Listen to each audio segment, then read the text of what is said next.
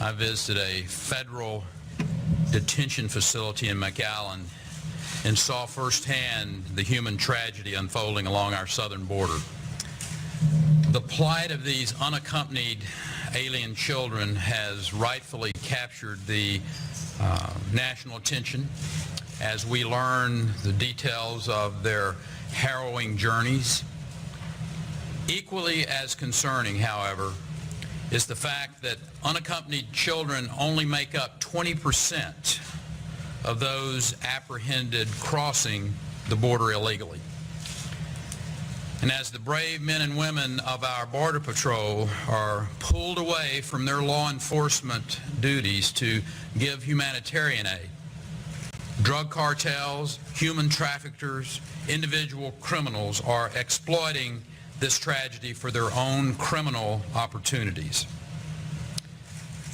Over the years, I have repeatedly called on the federal government to live up to its responsibility of protecting this great nation by securing the border. Because if there is no national security, you cannot have that without security.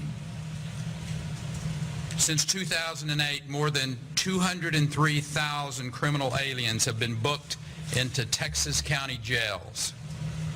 Over the course of years, these individuals have committed more than 640,000 crimes.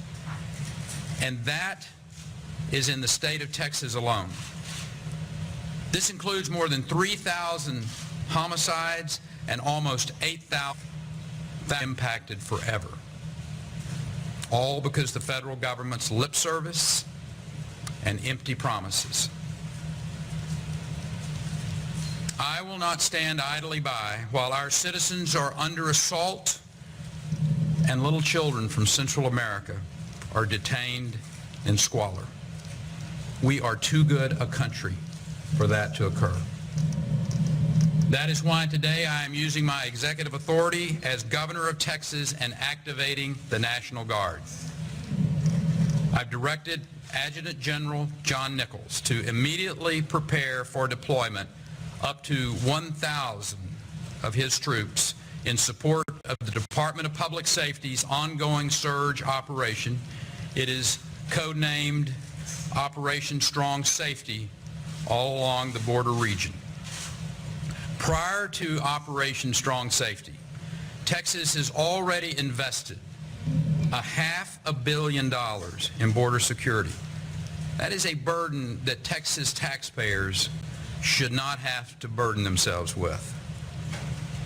But as all of the Texans who have fallen victim to the crime at hand of these criminal aliens will attest to, the price of inaction is too high for Texans to pay. Now, to week 3, apprehensions have dropped 36%, from more than 6,600 per week to 4,200 per week in that area of operation.